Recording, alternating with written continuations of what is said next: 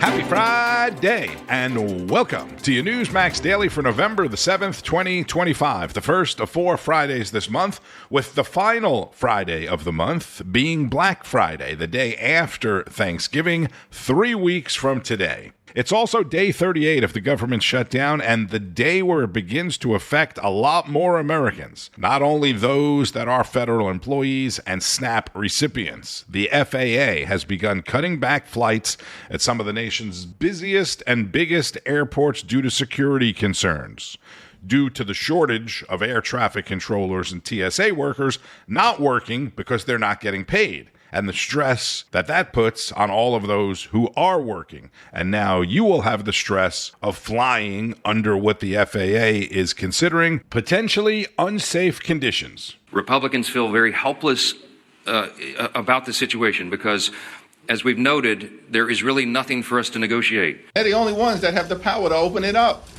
Republicans who have complete control of the House, the Senate, and the presidency. House Speaker Mike Johnson and House Minority Leader Hakeem Jeffries, as Democrats and Republicans continue to point the finger at each other.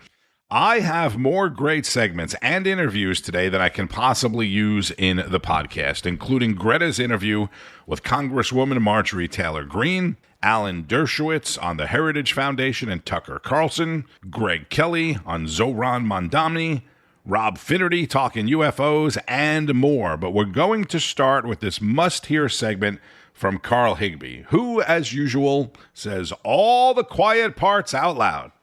Guys, we had all this energy, and Trump won by like this huge biblical landslide. House, Senate, executive branch. And here we are, years later, not passing things, not even able to pass a budget. If we're trying to get by with Biden's budget, forget our own cuts. For the first 100 days, we had Elon literally taking a chainsaw to budget. It was great. Hundreds of billions of dollars of fraud identified. We're sending bureaucrats home, or at least I thought I was. RFK coming out, cutting red dye number, whatever. Seed oils are bad. Make steak great again. All this good stuff. Okay. We had these influencers at the White House. They were given binders for the Epstein thing. It said phase 1, implying that there would be a phase 2. Congress finds all this evidence on Biden's money transfers and like 900 family LLCs. Evidence that the auto pen was being used without the president's authorization. America first. We're like breaking recruiting records for the military, turning off foreign aid spigots, and then it all kind of stopped. All the investigations, they didn't do anything. They didn't go anywhere. The rescissions package only sent back to Congress $9 billion out of what, like the $7 trillion we spend every year? That's like me saving a dime on my annual groceries. Thanks. Elon showed us that most of the foreign aid wasn't even going to the intended recipient. It was getting siphoned off in the middle of it. The billions of dollars that the EPA tried to claw back, that Biden's people doled out on the way out the door, sometimes illegally, not one person went to jail for that. They sprinkled like an indictment in for Comey to keep us happy, but they didn't perp walk him. No mugshot like they did to Trump. Why not? That's what I voted for. Like, I'm screaming this from the Hill because, folks, I am like as MAGA base as it is. I'm the normalest of normal Trump guys you will get, okay? I'm like right in, like I'm the market. And this is what I care about. Stop with the DOJ press conferences about some human trafficking ring that you should be doing that anyway and not telling anyone about it. That's the baseline. I want the January 6th committee in jail for, at a minimum, deleting all the overwhelming evidence they had against Trump. Those pardons, totally bogus. Test it. Charge them. No, we're not getting that. The majority of Americans want prosecutions in the Biden auto pen scandal. If 52% support this, 52% of Americans agree on anything, but they want this. Only 32% disagree. 17% just aren't sure because I don't know what they do. I'd call that a mandate. So, like, what is taking so long? Yes, yes, and yes, right? And let me clarify this. Carl is showing the results of a Rasmussen poll right there. 52% of Americans think Biden aides should be prosecuted. Only 32% say no. A Rasmussen poll, not some random Twitter poll or something. President Trump has said he thinks the auto pen scandal is one of the biggest scandals in American history. And although the investigation will go on and on, nothing will likely come of it. And there likely are going to be no consequences for anyone on the nonpartisan, partisan J6th committee or anything else. People like James Comey, John Bolton, even Letitia James will be publicly humiliated, majorly inconvenienced, and possibly have to spend a lot of money, just like Trump did and was. That's mostly what this is all about, right? If any convictions come out of this, it's just sort of the icing on the cake. But that is not what the people want. Not only the public humiliation and the inconvenience and having to spend a lot of money on attorneys and that sort of stuff. They want prosecution. They want to see some real action and results, as Carl mentioned. Someone else who is frustrated with not getting results from the government is Georgia Congresswoman Marjorie Taylor Greene, who sat down with our Greta Van Susteren in D.C. A lot of buzz about our next guest. Even if you're not from Georgia, you know her. Georgia Republican and member of the House Oversight and Homeland Security Committees, Congresswoman Marjorie Taylor Greene joins me. Nice to see you. Thank you. Good to see you too, Greta. Okay, this is your first trip to the show, so I hope you come back often. But let me start with, there's all this buzz circling about your political future. I heard the same thing, surprisingly, yesterday. So I don't think there's a lot going on in D.C., so the gossip, tends to brew. Do you have your eyes at all? I mean, you've got a very, as we talked before when you sat down, you've got a solid race next time. I mean, you don't have to worry much race in 26. But do you have career aspirations beyond that? Everyone's been asking me that. I guess they are questioning since I went on Bill Maher's show and went on The View. But the job I'm trying to do is the job that I have right now. Well, you've been bucking the party a little bit. I mean, you're not walking lockstep with the rest of the party. Actually, I ran for Congress in 2020 complaining about Republicans just as much as I complained about Democrats. And that's something that people don't know up here in D.C., but my district knows very well. I've complained that both parties, no matter who's in charge, have ran us into now $38 trillion in debt. It's Washington, D.C. that always fails the American people and never really delivers for what I call the forgotten men and women. And that's mainly what my district is made up of. Well, what can you do, though? I think that we need to focus on domestic policy. And, I think it's the right thing to do to talk about. Under the Biden administration in 2022, inflation went to 9%, extremely high. Is that because he was trying to, I'm not saying that it was a good idea or bad idea, but sort of flood the zone after COVID because a lot of people were out of work and we had to help people, the stimulus? Is that why we went to 9%? Well, Congress did. Congress flooded the entire country with money because the government shut everyone down. I'm also very opposed to all those shutdowns. However, so that drove inflation, drove cost of living, and Americans are still suffering. The Trump administration is doing a really good job right now keeping inflation at 2.5%. However, there has been no Republican plan on health insurance, and that is the crisis that's happening right now. Okay, you get hit a lot with being anti-Semitic. What's the answer to that? Because I know, you made a crack a number of years ago, and I think it's been pinned to you for a long time. And it's not true. Anybody can fact check it. Even The View fact checked it, and they said it wasn't true. Bill Maher fact checked it, and he said it wasn't true. So I don't know why people keep bringing it up. Why do things stick to people? Because when the media creates headlines and they spread them all over the place and they get spread all over social media and people on television say it over and over again, those lies stick to you. And for years I've been saying I never said anything like that. I'm not anti-Semitic. I don't hate anyone, but I am critical of the government of Israel. And I've said over and over, I think October 7th was horrible, but I equally think that killing innocent people in Gaza, especially children, starving children or killing children, I think that's bad too. And I think as an American, I definitely have the right to criticize any any government, my own, especially my own, but any foreign country's government. What would you have, as long as you brought that up, what would you have done differently? I mean, because I don't know if you've had a chance to see that 47-minute tape, that slaughter, and there's Hamas there. They haven't given up their weapons. They haven't done anything. They're still shooting at the IDF. What would you have done differently if you're Netanyahu? Well, I'm very anti-war, so I'm not going to tell Israel what they should or shouldn't do.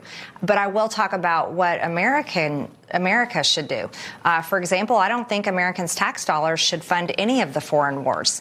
I think that we need to focus on our problems right here at home, because the people I talk to every day back home in my district, they're really upset that the cost of living, it just keeps on increasing. No one in Washington, D.C. cares to fix anything. Health insurance premiums are about to skyrocket starting January 1st. I'm against Obamacare. It hurt my own family's ability to pay for health insurance. But I want my party to come up with a plan to fix it. Those are the problems that we should focus on. Would you, okay, I mean, as long as we're on a little bit on the international, Russia invading Ukraine, should we just stay out of it, or should we worry that Putin is just beginning his encroachment? He's moving on and on and on, like we saw in World War II. Well, you know, I never voted to fund any of the money going to Ukraine. I was one of the Republicans that said, no, I won't send American tax dollars over there. And I am positive that every single week you could come up with another foreign country's bad guy and tell Americans, here's why we need to send our money and our military and our bombs, and this is why we have to attack these bad guys. But guess what? That never helps Americans. And we've had decades of wars in the Middle East, and we've got veterans suffering with PTSD. Suicide remains high, around 22 a day, and that never goes away. And we just have people that are either physically broken or they're mentally broken. What do you think of the mayor of New York, mayor-elect? I tell you what, he ran a very populist campaign, but it's shocking to see New York City elect someone that we call a communist. MTG, as she is affectionately known, on the record with Greta Van Susteren. I know you've probably heard more than you want to hear already about Zohran Mamdani, but it only took one day for the light of truth to begin shining through. This is Greg Kelly.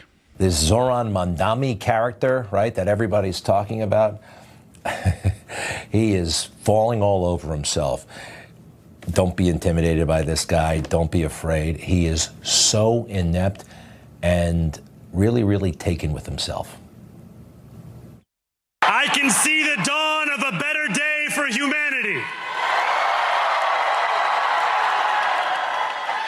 For as long as we can remember, the working people of New York have been told by the wealthy and the well-connected that power does not belong in their hands.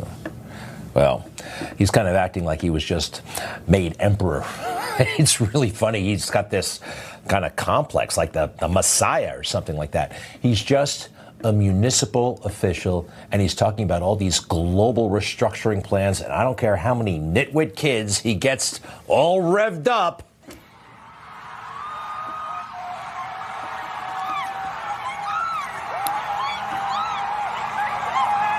I mean, I almost feel sorry for them. They're somewhat victims, too. You know who I hold accountable? Even more than Zohran Mamdani and his crazy parents? The Kardashians. Kardashians. Every kid is jealous of the Kardashians. They have no talent. They don't sing. They don't dance. They're kind of whatever. And they're billionaires. And a lot of people resent it. And they have gone through a lot, but they've been sold a fake deal with this guy. The kids were sold a fake bill of goods. Greg Kelly reports, 9 p.m. Eastern. The other day I said that the young people who really need some hope were sold on false hope. In one of his very first interviews, maybe the first interview, sitting down with someone at Politico, Zohran Mamdani was asked if Democratic Senate leader, New York Senator Chuck Schumer, should face a primary challenge. One of his handlers, spokesperson, immediately jumped in, said, "Oh, we got to go. We're out of time. Sorry." You know how they do that. And check this out. I have to mention this. According to a report in the Daily Mail, New York Republican mayoral candidate Curtis Sliwa on a podcast called My Expert Opinion with some rapper, said he was offered a $10 million bribe to drop out of the race. One of the problems that real New Yorkers or longtime New Yorkers know that Curtis sort of has a history of embellishing stories.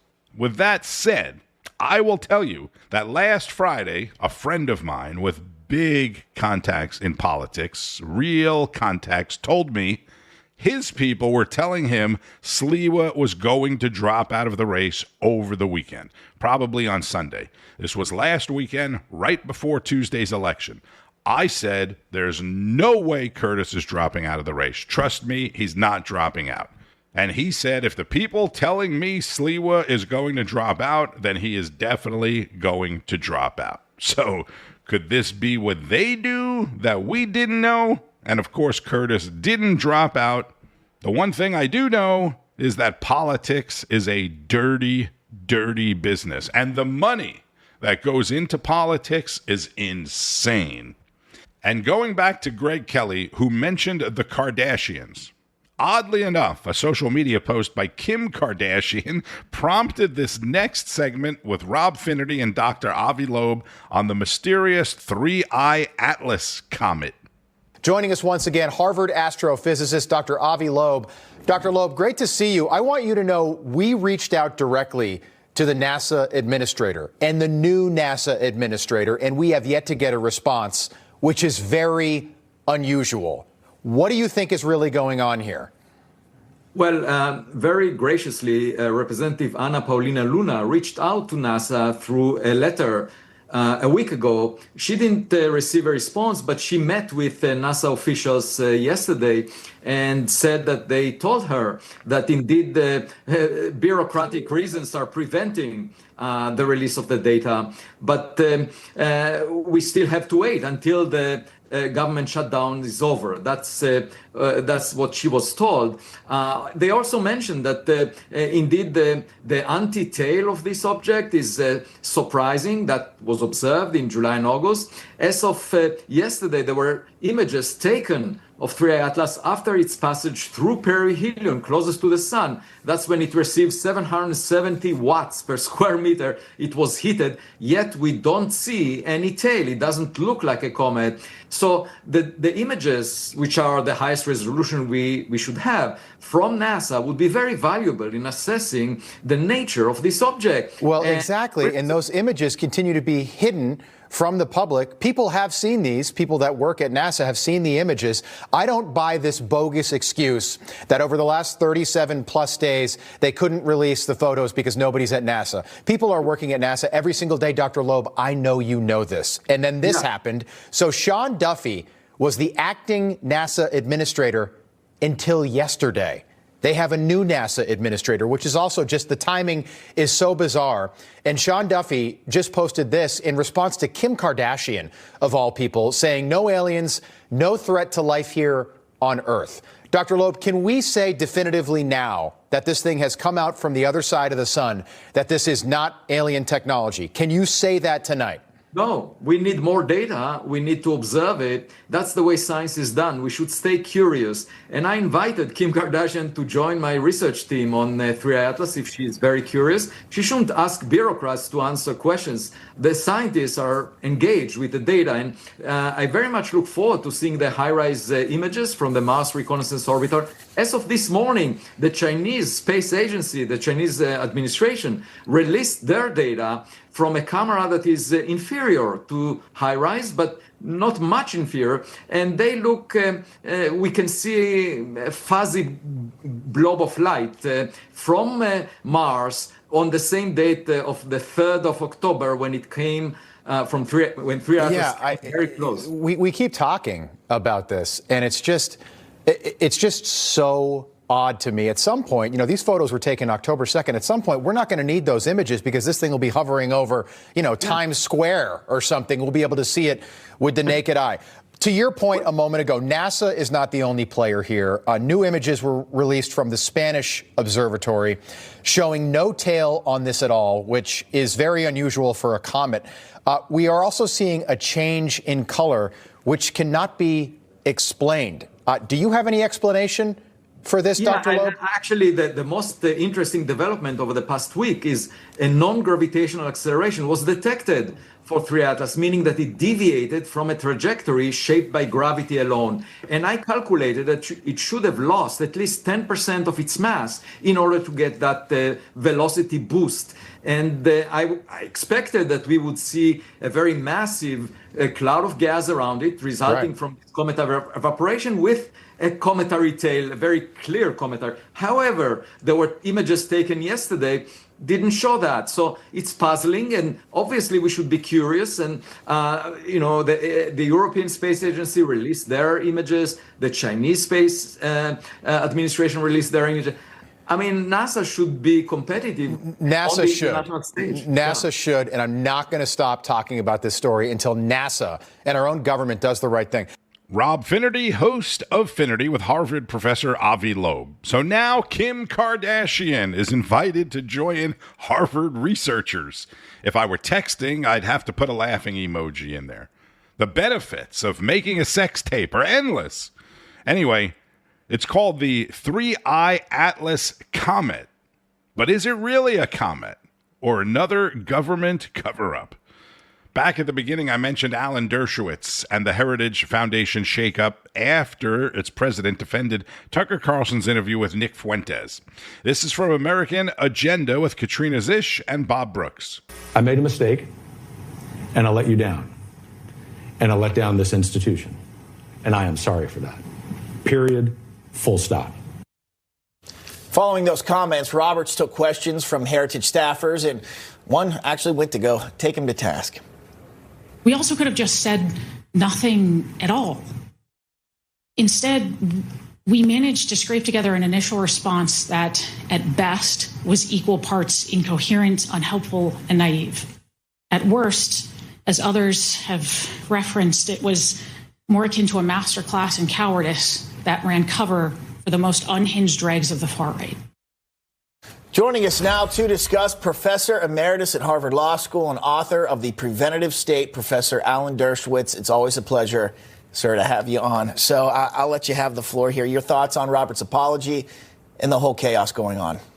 Well, this is a great conflict within the conservative movement, reminiscent of what happened when Bill Buckley, the great conservative, took on the racist anti-Semite Pat Buchanan and said that what Pat Buchanan has done and said, essentially denying the Holocaust, amounts to anti-Semitism. It can't be justified. So that, back some years ago, the good guys won.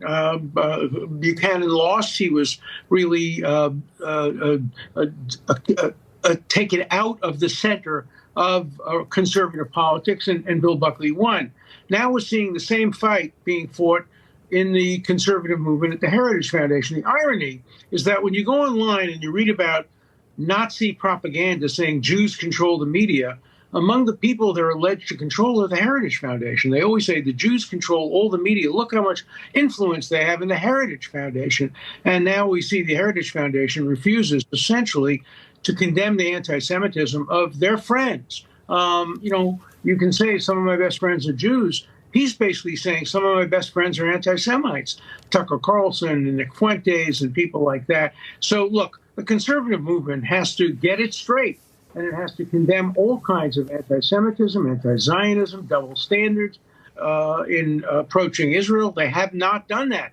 They're falling into the same trap that the left is falling into by tolerating and encouraging and voting for people like Mamdani, who is the mirror equivalent of Tucker Carlson on the hard left, anti-Zionist, anti-Semite, a bigot, irrational, and we're seeing a pincer movement against Jews. Let's remember one thing. When in the 1930s, when Stalin fought against Hitler, communists against fascists, they had only one thing in common. They both hated the Jews, and both killed Jews. Both sides killed Jews. And we're seeing that pincer movement now in the United States from the extreme, extreme right and the extreme, extreme left. Up until now, the right has done a much better job in distancing itself from the anti-Semites in its midst than the radicals on the left have done.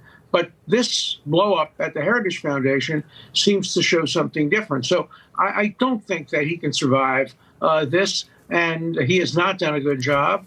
Constitutional law professor Alan Dershowitz, the Dersh, on Newsmax, talking about Heritage Foundation President Kevin Roberts.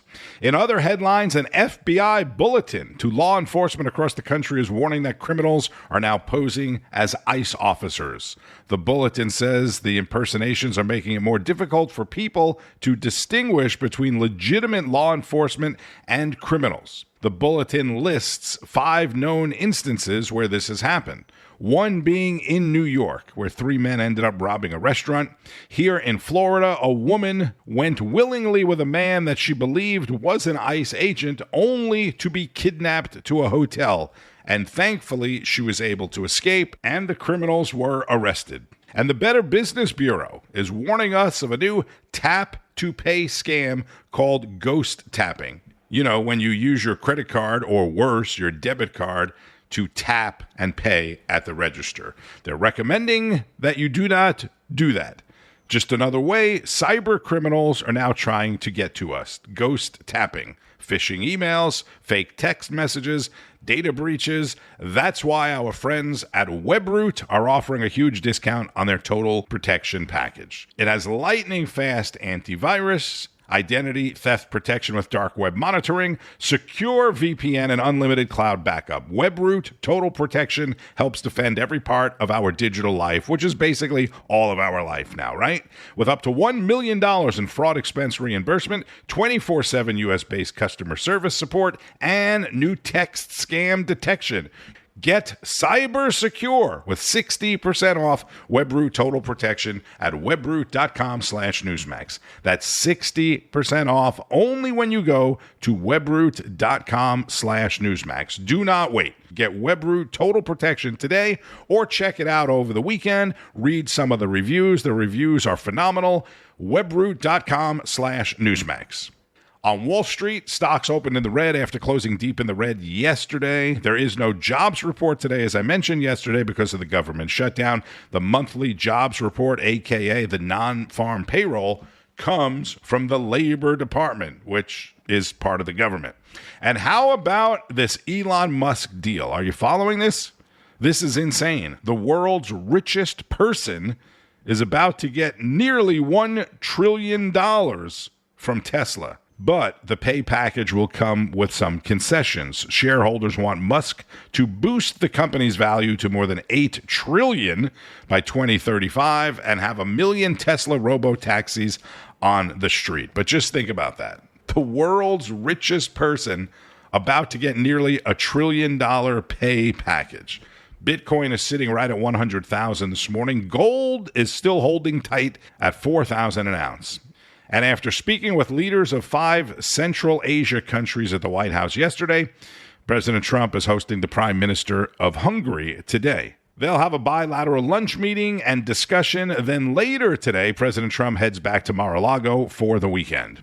I'm Tony Marino. Have a terrific and safe weekend doing the things you love to do. Be sure to keep it on Newsmax N2 and check Newsmax.com throughout the weekend to keep up with the news and breaking news developments. Good luck if you're traveling. Pay attention and keep on fighting the good fight. News breaks every minute, every day. You need the app, the Newsmax app. Find it free on your smartphone store. Then watch us anytime, anywhere. Information. Truth is freedom. Is Newsmax. It's real news for real people.